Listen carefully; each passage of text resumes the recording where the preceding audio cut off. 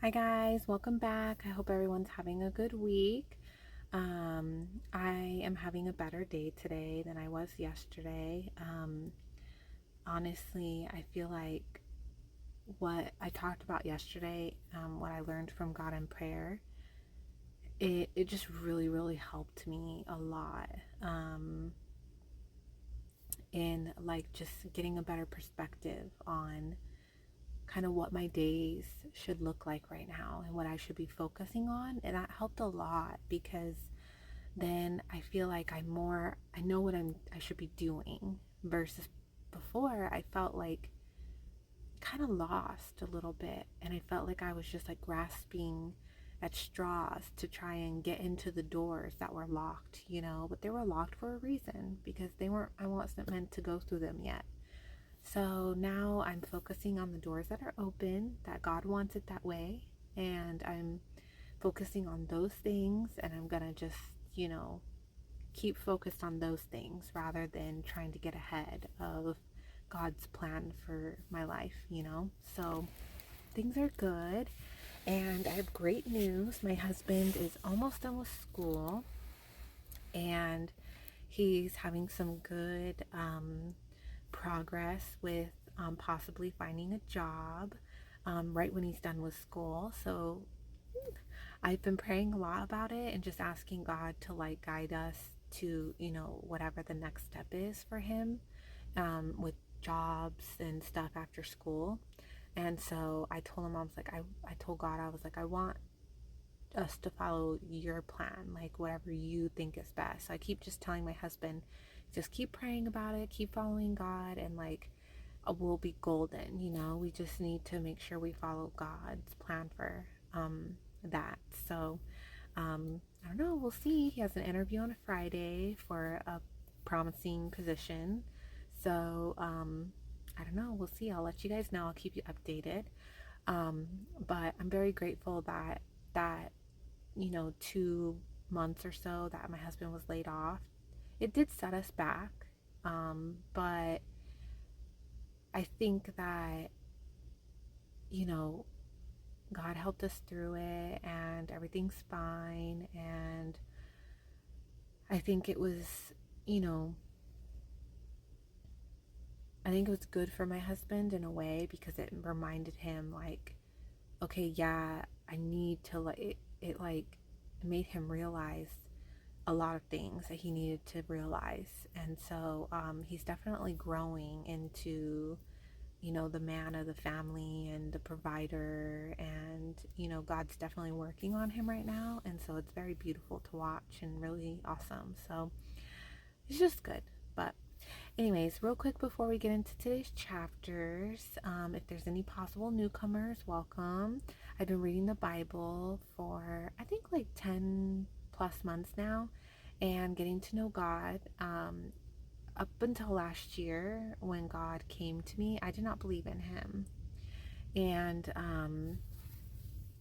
I never read the Bible. I was really not like into any of that. And so, um, long story short, God came to me. I, you know, knocked on my door hard and revealed himself to me. And then I chose to pursue him. And so I started getting to know him through prayer and reading the Bible. And I started going to church this year and, asking questions. People have been helping me here in the comments on my videos with the chapters. And um, I have to say, getting to know God is the best thing, and bringing Him into my life is the best thing I could have ever done. I've made more progress in the past, 10 plus months than I have in my entire life, and I feel happier, more peaceful, calmer. I've made more joyful, like I've made more progress in my life in the last 10 months than I've made in my whole life. And I'm 31. Yeah. And so, and I had pretty chaotic childhood full of trauma and all kinds of stuff. My 20s were not any better.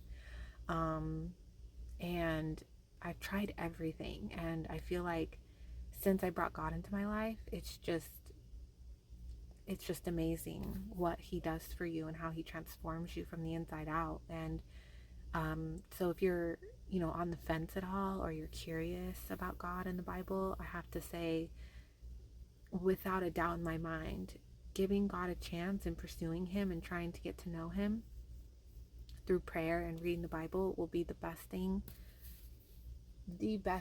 you will ever do. And I pray that you give Him a chance, because um, I can't describe to you how much He's done for me already. And um, I want that for everyone. I want everyone to have happiness and joy and peace in their life. And, isn't that what you want? I mean, like, really, honestly, at the end of the day, think about what you really want, And I feel like at the end of the day, really, that's what people want. Why do people drink when they get off of work, or smoke, or they're looking for a moment of peace and calm and happiness, and they're looking for it in all the wrong places.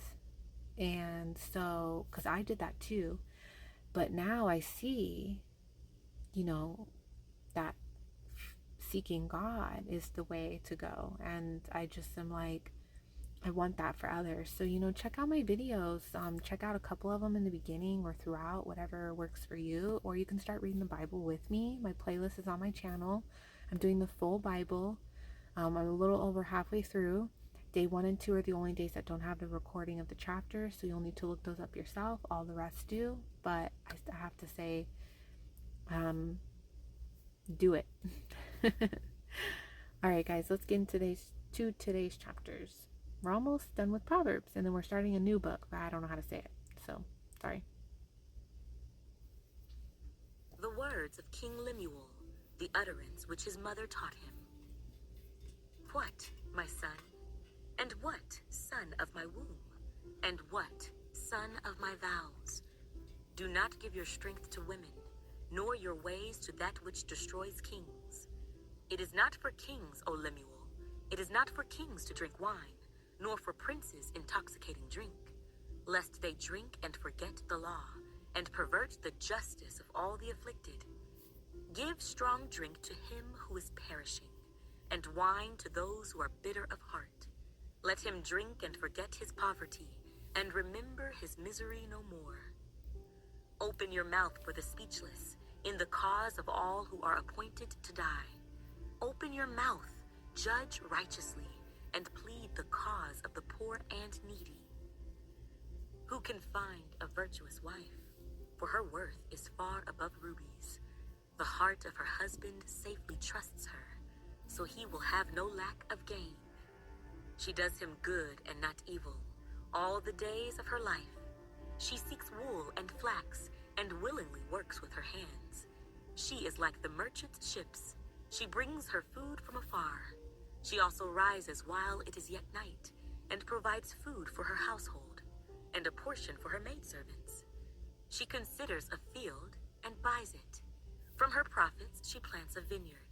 She girds herself with strength, and strengthens her arms. She perceives that her merchandise is good, and her lamp does not go out by night. She stretches out her hands to the distaff, and her hand holds the spindle. She extends her hand to the poor. Yes, she reaches out her hands to the needy. She is not afraid of snow for her household, for all her household is clothed with scarlet. She makes tapestry for herself. Her clothing is fine linen and purple. Her husband is known in the gates, when he sits among the elders of the land. She makes linen garments and sells them, and supplies sashes for the merchants. Strength and honor are her clothing. She shall rejoice in time to come. She opens her mouth with wisdom, and on her tongue is the law of kindness. She watches over the ways of her household, and does not eat the bread of idleness. Her children rise up and call her blessed. Her husband also, and he praises her. Many daughters have done well, but you excel them all. Charm is deceitful and beauty is passing, but a woman who fears the Lord, she shall be praised. Give her of the fruit of her hands, and let her own works praise her in the gates. The words of the preacher, the son of David, king in Jerusalem. Vanity of vanities, says the preacher. Vanity of vanities, all is vanity. What profit has a man from all his labor in which he toils under the sun? One generation passes away, and another generation comes, but the earth abides forever. The sun also rises, and the sun goes down, and hastens to the place where it arose. The wind goes toward the south, and turns around to the north. The wind whirls about continually, and comes again on its circuit. All the rivers run into the sea, yet the sea is not full. To the place from which the rivers come, there they return again. All things are full of labor. Man cannot express it. The eye is not satisfied with seeing, nor the ear filled with hearing. That which has been is what will be. That which is done is what will be done. And there is nothing new under the sun. Is there anything of which it may be said, "See, this is new"? It has already been in ancient times before us. There is no remembrance of former things, nor will there be any remembrance of things that are to come by those who will come after. I, the preacher, was king over Israel in Jerusalem, and I set my heart to seek and search out by wisdom concerning all that is done under heaven. This burdensome task God has given to the sons of man, by which they may be exercised. I have seen all the works that are done under the sun, and indeed, all is vanity and grasping for the wind. What is crooked cannot be made straight, and what is lacking cannot be numbered. I communed with my heart, saying, "Look, I have attained greatness, and have gained more wisdom than all who were before me in Jerusalem. My heart has understood great wisdom and knowledge, and I set my heart to know wisdom, and to know madness and folly. I perceived that this also is grasping for the wind. For in much wisdom is much grief, and he who increases knowledge increases sorrow. I said in my heart, 'Come now, I will test you with mirth. Therefore enjoy pleasure.' But surely this also was vanity. I said of laughter, 'Madness,' and of mirth, 'What does it accomplish?' I searched in my heart how to gratify my flesh with wine, while guiding my heart with wisdom, and how to lay hold on folly, till I might see what was good for the sons of men to do under heaven all the days of their lives. I made my works great. I built myself houses and planted myself vineyards. I made myself gardens and orchards, and I planted all kinds of fruit trees in them. I made myself water pools from which to water the growing trees of the grove. I acquired male and female servants, and had servants born in my house. Yes, I had greater possessions of herds and flocks than all who were in Jerusalem before me. I also gathered for myself silver and gold, and the special treasures of kings and of the provinces. I acquired male and female singers, the delights of the sons of men, and musical instruments of all kinds. So I became great, and excelled more than all who were before me in Jerusalem. Also my wisdom remained with me. Whatever my eyes desired, I did not keep from them. I did not withhold my heart from any pleasure, for my heart rejoiced in all my labor, and this was my reward from all my labor. Then I looked on all the works that my hands had done, and on the labor in which I had toiled, and indeed, all was vanity and grasping for the wind. There was no profit under the sun. Then I turned myself to consider wisdom and madness and folly. For what can the man do who succeeds the king? Only what he has already done. Then I saw that wisdom excels folly, as light excels darkness.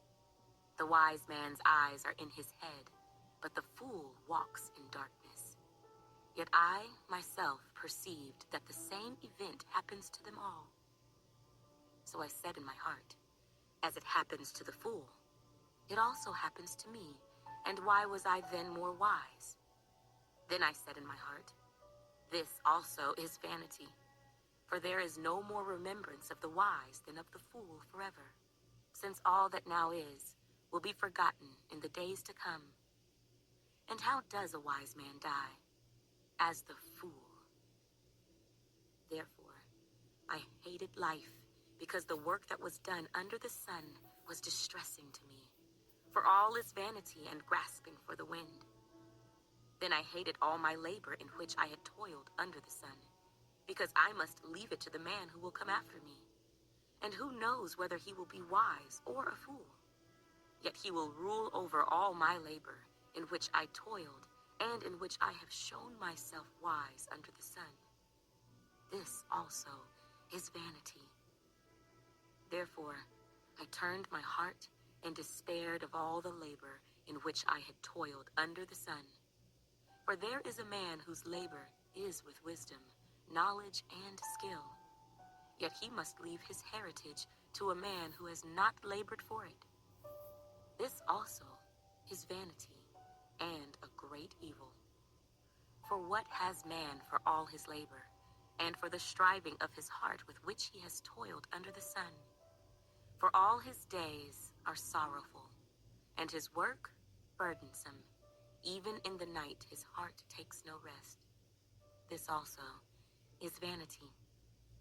Nothing is better for a man than that he should eat and drink, and that his soul should enjoy good in his labor. This also I saw was from the hand of God. For who can eat, or who can have enjoyment more than I? For God gives wisdom and knowledge and joy to a man who is good in his sight. But to the sinner he gives the work of gathering and collecting, that he may give to him who is good before God. This also is vanity, and grasping for the wind.